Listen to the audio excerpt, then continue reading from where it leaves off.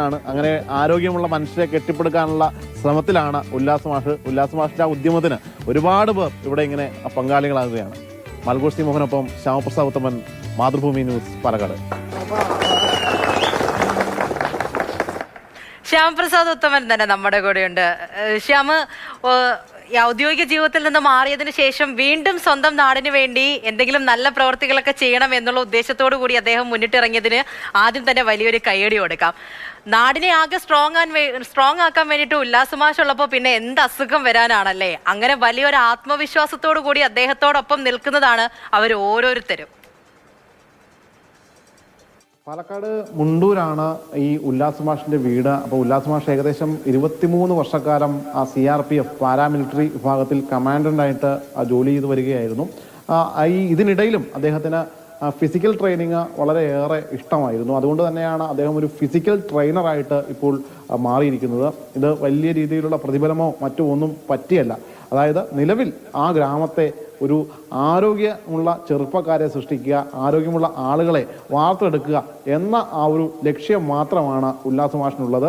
അതിന് ഉല്ലാസ് മാഷിൻ്റെ ആ ഒരു പ്രയത്നത്തിന് സ്വാഭാവികമായിട്ടും നിരവധി ആളുകളുടെ പിന്തുണയാണ് കിട്ടുന്നത്. നിലവിൽ ഈ മുണ്ടൂര് മാത്രമല്ല ഉല്ലാസ് മാഷ് ഇത്തരത്തിലുള്ള ട്രെയിനിങ് നടത്തുന്നത്, പാലക്കാട് ജില്ലയിലെ വിവിധ ഇടങ്ങളിൽ നടത്തുന്നുണ്ട്.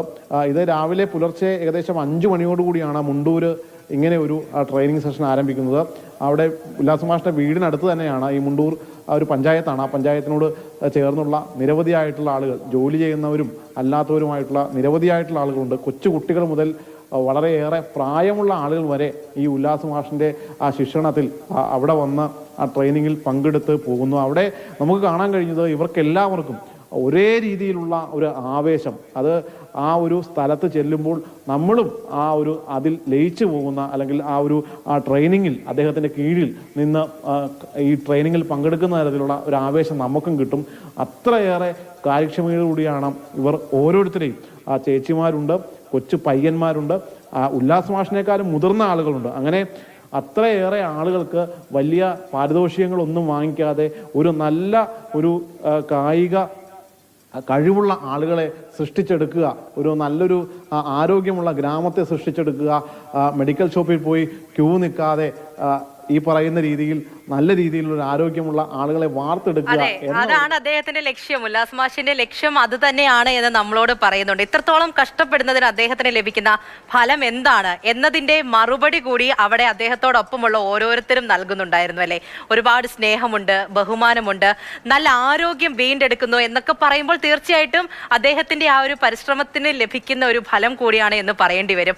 നാടിന് വേണ്ടി നിൽക്കുന്ന 2 സൈനികർ ഔദ്യോഗിക ജീവിതത്തിന് ശേഷം ആ നാടിന് വേണ്ടി വീണ്ടും വീണ്ടും ഓരോന്ന് ചെയ്യുന്നു. ആ നാടൊന്നാകെ അവരോടൊപ്പം നിൽക്കുന്നു. അങ്ങനെ 2 മനുഷ്യരെയാണ് നമ്മളിപ്പോൾ കണ്ടത്. ശരി ശ്യാം.